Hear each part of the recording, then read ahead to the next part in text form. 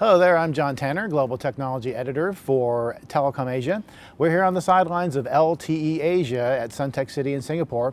And joining me right now is Peter Zhou. He's the Vice President of LTE Wireless Networks at Huawei Technologies. Peter, thank you very much for joining us. Now, we're here to talk about TD-LTE, and Huawei has been at the forefront, of course, of TD-LTE development for quite a while. So let's begin with the obvious starting point, which is China. What's the latest going on with TD-LTE there?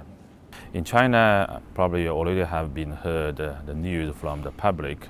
Operators in China, like China Mobile, China Unicom, they have been discussing with vendors on these kind of technology for quite a long time. Right now, it's time for them to select vendors to build their network. Huawei has been doing LTE, particularly TDD-LTE, for quite a long time. We have been selected by many of our customers to build TDD-LTE outside of China already, for example, in Japan, in Middle East, and also in other countries. We own 60% of the whole TDD-LTE market till now. So we believe our experience on our deploying the TDD-LTE and also the FDD-LTE will help the market and also help our customers in China. That's the China market, of course, but also TD-LTE is happening elsewhere. What are you seeing with TD-LTE growth on a global basis?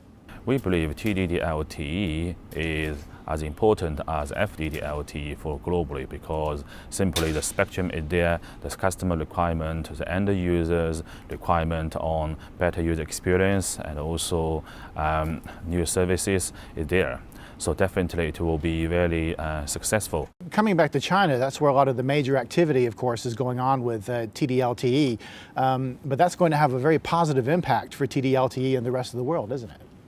Yes, definitely. This is not just a positive news for the TDD-LTE, but also for the FDD-LTE. It's for the whole LTE industry, because there's no big difference between those two technologies. So the development on TDD-LTE business in China will definitely stimulate the whole industry, as I mentioned, particularly the terminal side, and also basically encouraging other countries to think about using TDD-LTE for particular spectrums, and also to provide the broadband service for the peoples.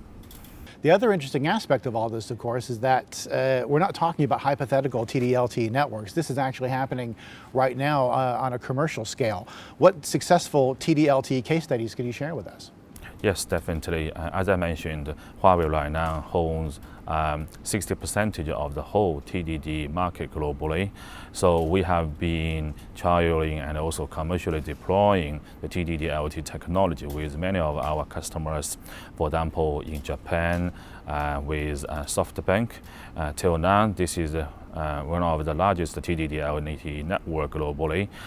It has been using different type of terminals, for example, USB dongle, CPE for wireless broadband access, and also it has been using smartphones even to people for the mobile broadband access. So it has been very successful. Particularly, it has been covering the very dense urban city in Tokyo. Our technology seems to make the people there very happy. So this is just one example, and also many countries in Middle East, in Africa, and also even in Pacific Asia, they are still already using these technologies for the network, and also discussing with us on how to use these technologies. Definitely Huawei would like to bring and also using these experience to support our customer.